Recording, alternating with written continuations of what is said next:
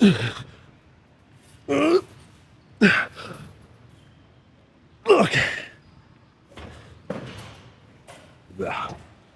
One more.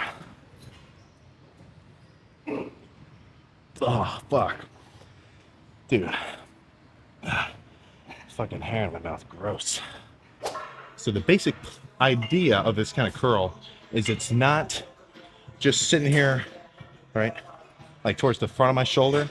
I'm kind of going to hang my arms in front of my torso just a little and do curls kind of like across my body in this manner. So it's almost as if like I'm doing kind of a bent over preacher, but instead of doing one arm at a time, I'm kind of standing. So a little bit of a variation. This, I feel like I see Tristan Lee do this a lot. So he knows what he's doing. And really, I get a really good squeeze. I'm not really one to say you can target too many specific parts of your bicep at once. Like if you're doing a curl with a dumbbell or a cable or whatever, or a straight bar, like, you can kind of feel a little bit more burn in specific areas. But for the most part, you're going to hit the whole thing at once. But doing these kind of curls in front of you, especially light as a finisher, I can really feel some, what the fuck is this thing called? I don't. So with this little extra bit of meat in between your bicep and your tricep, plus the peak, I can feel it a lot when I do these. So I'm gonna grab the 40s and then let's go check the arm pump. I think this is gonna be it.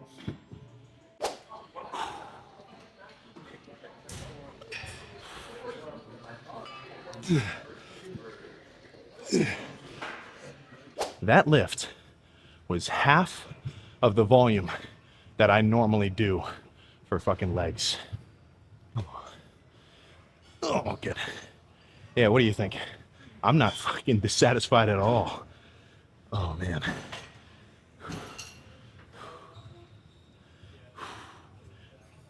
Oh, goodness. Oh, shit. I mean, they feel fucking just as tense as ever. Oh.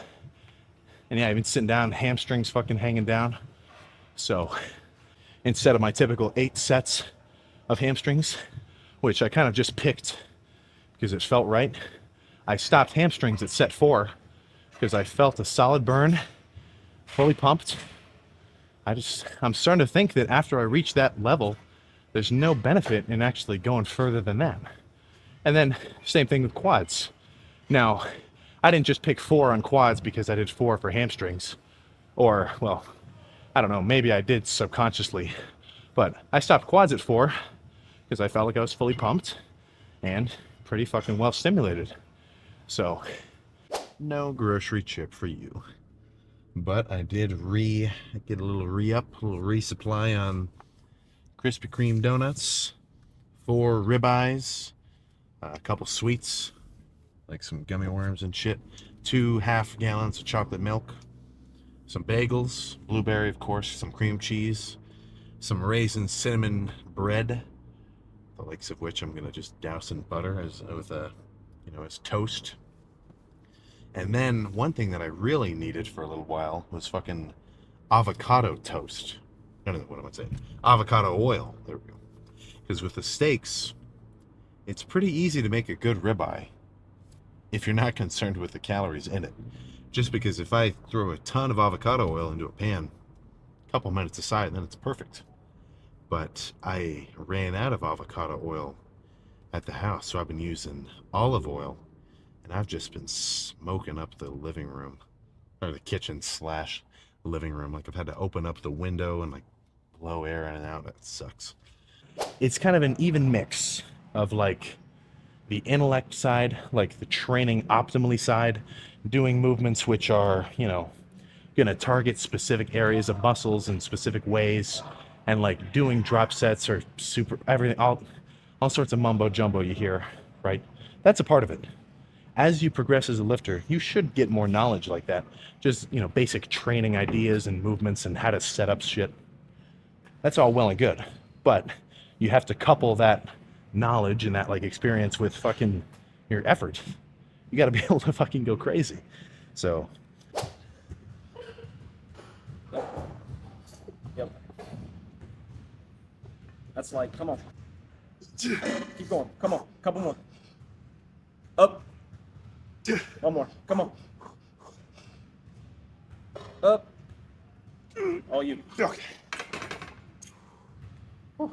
Thanks. Okay. Let's do 2 more like that. That's perfect. Definitely satisfied with this leg day. Effort-wise, definitely satisfied. But also, everything just kind of fucking clicked. Hamstring curls felt sick. Felt super strong in the leg extension. Knees weren't bothered at all. When I did those 2 sets of squats, I think after warming up with leg extensions, my whole fucking system is just primed for going heavy, because that did not bother my adductors at all. Like these kind of muscles in here which like squeeze your legs together, these have kind of been bothering me on heavy squats, but I don't feel it at all when I do leg extensions before the squats. So this is sick, man. I'm definitely going to follow this basic style for the, for at least the rest of the bulk, unless I find out some new shit about some kind of leg press superset or whatever. I am going to grab my straps.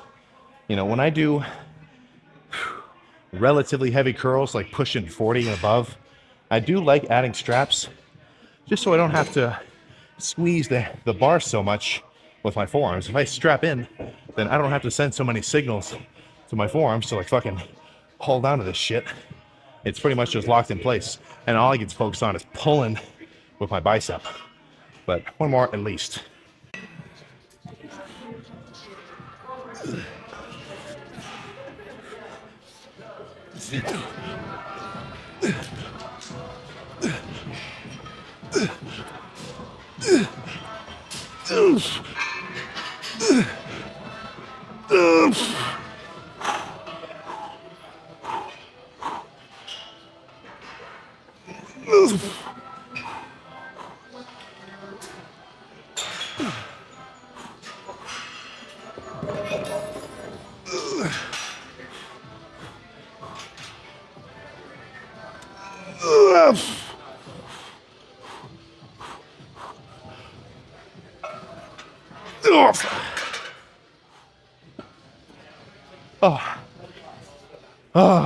Okay. Yeah. I think I could have got that last one. I just lost my balance a little, but that was a badass set. Now let's imagine an alternate reality where I had the safeties 2 feet lower than they are right now, or even worse, no fucking safeties at all. Just let that sink in.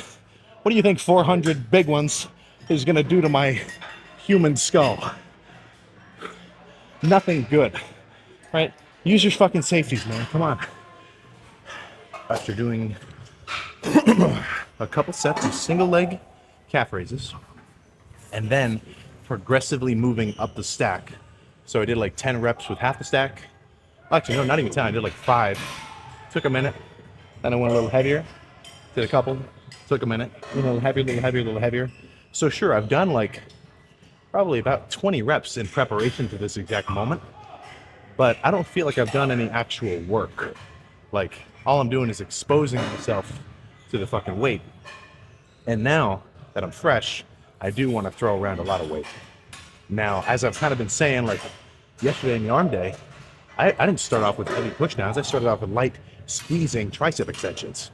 So I'm starting to think starting off the lift with as much weight as you can do is not necessarily the best method, but it's not a bad method anyway. It just fits in the criteria of a working set that's either really heavy and you're focusing on like the fatigue that moving a lot of weight is going to give you, or a lighter set where you're kind of focusing more so on getting that burning sensation. So since I'm kind of gonna call the lift when I feel like I've fully, stimulated my fucking hamstrings, I'm gonna make sure that every set is pretty much as hard as I can fucking go. Now, of course, I want to do that all the time, but it doesn't hurt to. Actually, it definitely helps to reiterate that to yourself in your mind every lift. So now quads, my training methodology with quads, I think I've found a way that I like to hit them, or that I really like to hit them.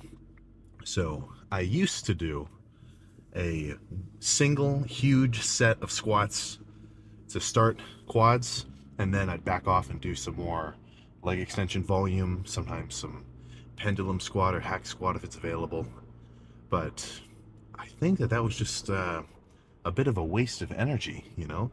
Like one set of squats with like, you know, up in the 500s, it fucking gasses me. It tires out my whole system, you know?